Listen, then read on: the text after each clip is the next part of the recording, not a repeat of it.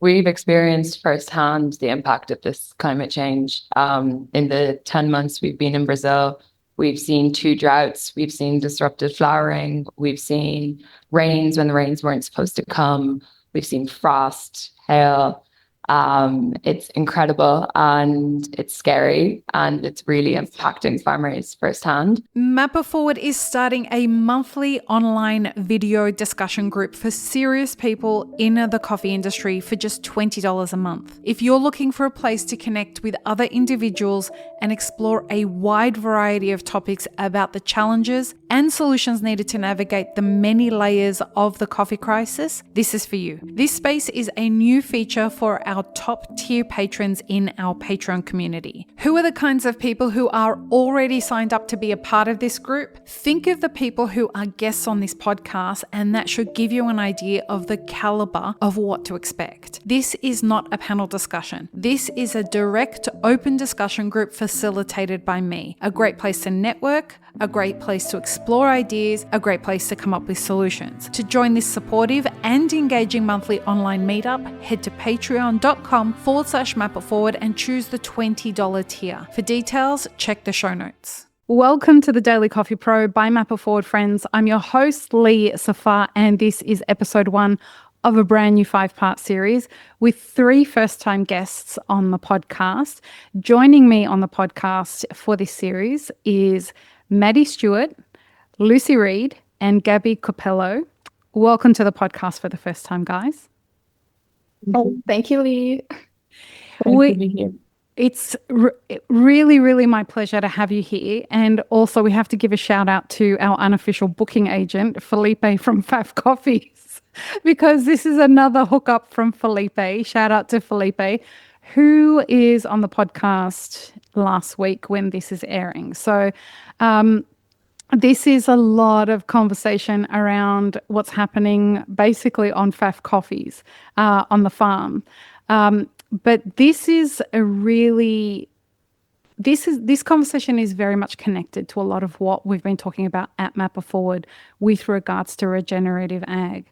So we are talking in this series about what does it look like to have resilient coffee farming. And this is a really important conversation as 2025 has evolved to be yet another volatile year across the supply chain, but also in farming, all kinds of agricultural products, but also in coffee. This conversation, if you are listening to this, I want, if you have heard me say that and thought, well, this is just for farmers, please, if you are anywhere in the coffee ecosystem, this series is for you. This is one of those conversations that will give you an insight into why you should be picking your partners across the supply chain, whether you're a buyer looking for sellers or a seller looking for buyers. We all need to be starting to make decisions that future-proof our supply chain management systems and our supply chain decisions. So we have Maddie, Lucy, and Gabby here to talk to us about resilient coffee farming and why you should be caring about that. So I'm going to get you guys to introduce yourselves. In this episode, we're talking about what is resilient coffee farming, and you'll come to see in a few minutes why these guys are sitting here having this conversation with us. So I will start with you, Maddie. Yeah, so hi everyone, my name is Maddie. I'm originally from Vancouver, Canada, but now I'm living in the Netherlands. I started my journey with coffee, as many people do, working as a barista, but that led me to go work on an organic coffee farm in Hawaii. And then as I continued my studies, I really focused on the coffee supply chain, but also worked with coffee consultancy in Nicaragua, and then eventually went to Brazil to study coffee there on Faf farms. Awesome. Thank you. And next I will have Lucy. Hi, I'm Lucy. I'm from Ireland. And I am also a student of resilient farming and food systems at Wageningen University. And I kind of came into coffee a bit serendipitously. I was working on a different project related to food security and nutrition in Uganda. And I found myself within the coffee community, and I got really into how coffee systems and food security can go hand in hand. And then became more interested in farmer incomes, and that brought me to Bacnia and the pursuit of coffee. And I ended up now on this beautiful journey with these girls in Brazil, looking and researching about the impact of management practices and coffee quality. Awesome. And last but definitely not least, Gabby. Gabby, tell us about your experience. Hi everyone, I'm Gabby. I'm from Colombia, but have been abroad for the past 7 years. And I started my journey in coffee in 2023 when I was living in Costa Rica, working with Buena Vida, with Gabriela, doing a program on regenerative practices with the producers there. And then when I started the master's with these girls, I knew I wanted to keep my journey with coffee and keep researching. And we happily created a group, us three, to be able to go to Brazil and do our thesis together. And I'm focusing on productivity and how management practices in coffee production have an impact on productivity. Awesome. So now we know who you guys are. Now let's start our conversation about resilient coffee farming. And I guess I want to start that conversation with, why are we talking about, why are you guys here to talk about resilient coffee farming? Why is that so topical right now? I think everyone can see, in the industry, how changing climatic conditions are really affecting the harvest and making it really volatile. I mean, you can't tell anymore what's going to happen year to year. And I think what we've seen through our studies, but also in the field, is when farmers put in these resilient practices, it makes their farms more able to mitigate these climatic shocks. So it's really about adaptability into adapting into the new reality that's happening. And so how would you guys define resilient coffee farming? I believe resilient coffee farming is a very holistic approach to coffee farming that involves different factors, from creating a system that is able to adapt and mitigate climate change effects, but it's predicting, or not predicting, but creating stability for the future. So this is one of the core purposes, that you're creating, you're strengthening the immune system of your coffee system to be able to have your yield in the future. You know, we've talked a lot on this podcast about, and in the workshops that we've done around regenerative ag and biochar and et cetera, we have mentioned a number of times that, you know, coffee, if we're lucky, we have 20 harvests left. And people, it often strikes me, the amount of people that turn around and say, no, that's rubbish. Somebody's going to figure it out. Somebody will figure it. And I wonder what you guys have to say about that. We've experienced firsthand the impact of this climate change. In the 10 months we've been in Brazil, we've seen 2 droughts, we've seen disrupted flowering, we've seen rains when the rains weren't supposed to come, we've seen frost, hail. It's incredible and it's scary, and it's really impacting farmers firsthand. And not only farmers, but then it's trickling into the supply chain, it's trickling into what's available, it's trickling into prices. Resilience is an ecosystem. It's a farm ecosystem, but it's also the ecosystem of everybody involved supporting each other and mitigating against it. And it's really real that we need to make changes and that we need to adapt and mitigate, and bringing in new practices or returning to old practices or redefining relationships is very important in this right now. And you raised something really interesting there about it being affecting all the different elements, that it may be happening at origin, but it finds its way all across the value chain. Who should be caring about this, and how seriously should they be caring about this?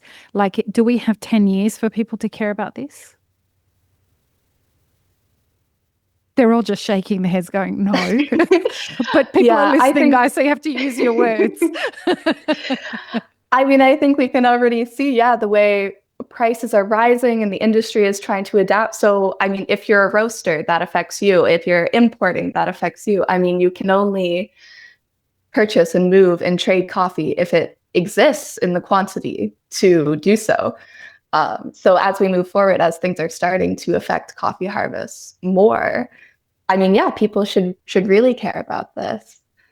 But you know what's interesting there, Maddie, is that many people say, but we've seen this before.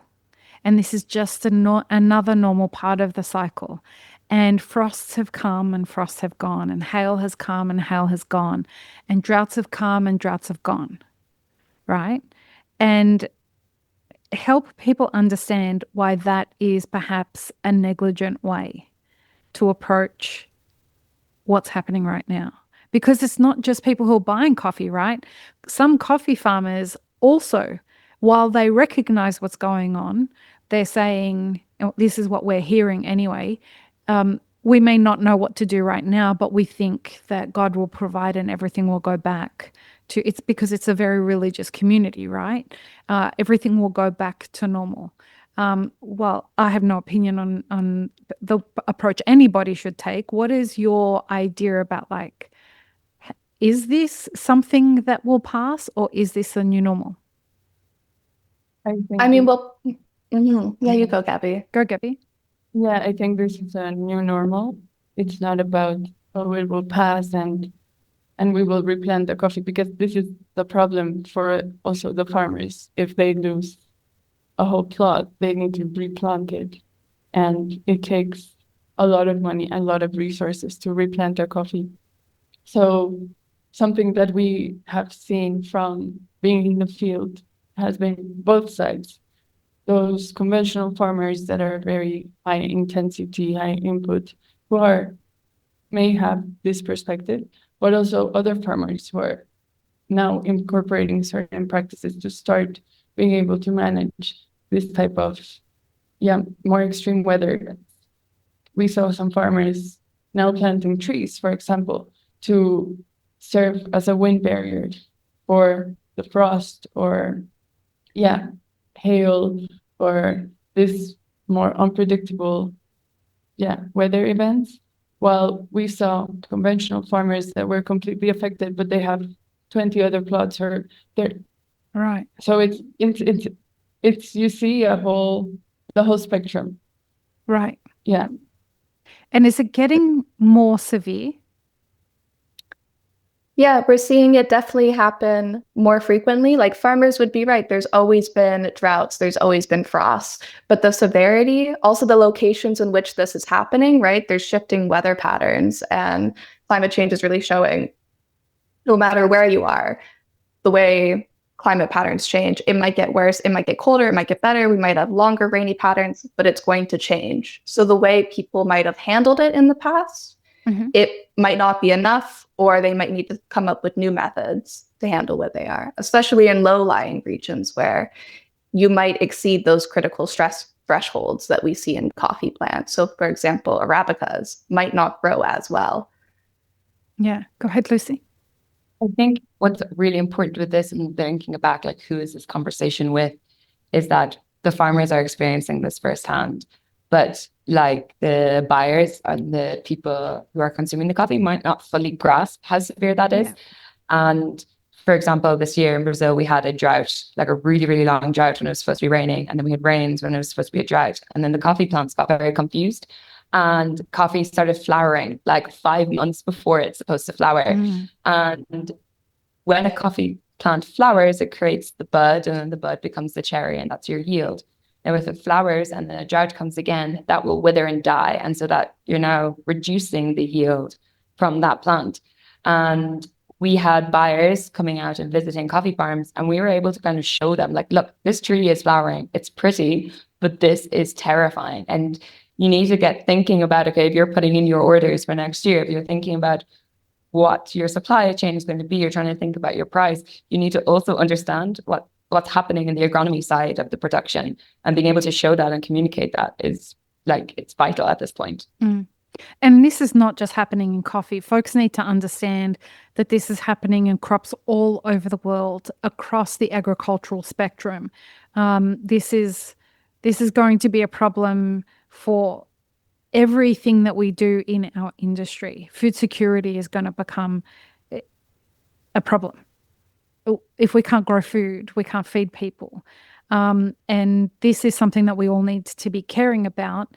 If you want to have a business that serves coffee or matcha or anything, tea, milk, wheat for your croissants, all of this stuff is why you should be caring about resilient farming. But we're talking about resilient coffee farming. So can you guys give us some understanding of what specifically is involved in resilient coffee farming? I think we're looking into techniques that help mitigate against the impact of these unprecedented climate changes.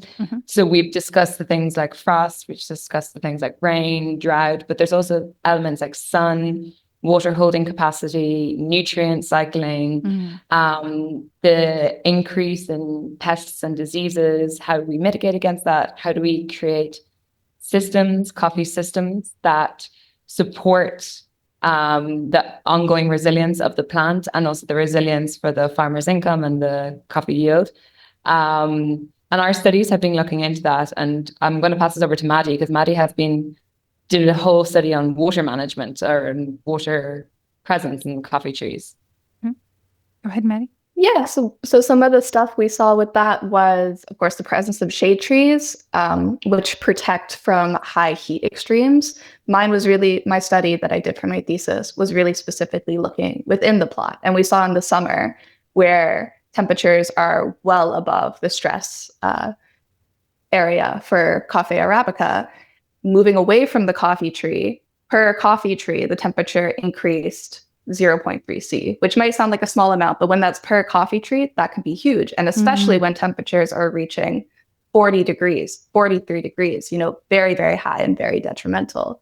So resilient farming for something like this might look like having tall, wide brim canopy shade trees in your plots, and then also protecting your soil. Because if there's nothing on that, any rain that hits your soil, if you have a sandy soil especially, the water is just going to evaporate out. So having something like a cover crop, so when it does rain, the water can hold onto that, and shade trees to protect against high temperatures, but they also buffer against winds and frosts. It just makes it so these really extreme effects, everything is reduced. And I think that's kind of what resilient farming means. Yeah, as the girls have said, designing a system that can protect against these wild extremes that we're seeing. And something that I have learned, because I'm in the very basic stages of being a student of regenerative agriculture and resilient coffee farming, and let's make no mistake, I live in a cushy little suburb in Dubai. Like, it's not like I am on a coffee farm, getting in there and getting my hands dirty. And when I am ready to do that, I'm heading straight to FAF. But the thing that I have definitely come to learn is that there's no one size fits all when it comes to resilient coffee farming. That this is all about ecosystems. This is all about understanding, really understanding your ecosystem, your soil, your weather, the weather patterns that work around the area that you're in, the microclimates, the plants that you've got. What are am I right, guys? Hugely. I think the hard part of resilient farming is that it is so specific to location, how you adapt your approach and how you design your system. And I think that's also what makes it kind of hard for people to understand. Yeah. Gabby, did you have something to add? Yeah, go ahead, Gabby. Yeah, I just wanted to add that, there's no recipe of every farmer has to follow this to be able to be resilient or to have resiliency in their plot. It's more like, what are the tools that farmers need to acquire to understand their own context, to understand what's around their plot, how the weather is affecting that location. And yeah, what we are seeing in our research, which was very nice because we worked with 30 farms, 30 plots, and we basically collected the entire management of this last agricultural year. And we were able to create like a one line where we located each plot in terms of their own management. So what an index to be able to see, okay, this is a more conventional management and this is a more regenerative management, and there's so much in between. So It's not like, oh, you're conventional, oh, you're regenerative. There's so much in between, and this just shows that there's so much room for transitioning farmers to implement practices, to start leaving out other practices. And this only happens when farmers are able to understand their context, their needs, their resources. It highlights like these gray spaces that are the reality of farmers, and also with maybe the agronomy advice they're getting, but also like the market pressure that they're receiving. You need to know the reality that the farmers are facing and why they're choosing to do such practices or not, what costs are coming into them, what labor resources they have, what market they're trying to fulfill. Like all these things will reflect back on the reality of the farmers and what they can achieve and what they can implement. And being too rigid as well and having this fixated idea on what is good and what is bad and what is needed and what's not needed does not help in us building this ecosystem of resilience either. As we wrap up this episode, I want to ask you guys, do we understand everything that needs to be understood about resilient coffee farming, whether it be regenerative, agroforestry, and everything in between? Do we know everything that needs to be known? And if we don't, how far off are we? I mean, that's why we're even doing this research. I think generally in society, we can all kind of understand that regenerative practices that are nature friendly, good for biodiversity, mitigating against weather, we know that they exist and that they're good, but there is not a lot of results about how that impacts what we're doing, how that impacts directly quality, how that impacts directly productivity. Also, we don't know fully yet about how different varieties interact with these things, about how the water design is from a spatial aspect. So that's where our studies came in and what we're starting to chip away at and be able to communicate there outside of just the scientific community, outside of just the biodiversity ecosystem, but into reality. Yeah, amazing. Join us in the next episode, folks. We're going to talk about the transition from conventional farming to more resilient farming practices. And again, this is not just for farmers. This is for everyone in the supply chain so that you can understand what your farming partners are going to have to go through if they want to have resilient farming practices. So join us for the next episode. Peace, love, and peanut butter. Have an amazing rest of your day. This episode is part of a 5-part series produced by Mapper Forward. Check the full playlist and guest details in the show notes, as well as how you can support our work in the coffee industry. Become a premium YouTube subscriber, explore our Patreon and any brands we've partnered with to bring you this podcast. Please don't forget to like, share, and subscribe. It really does help us grow our audience.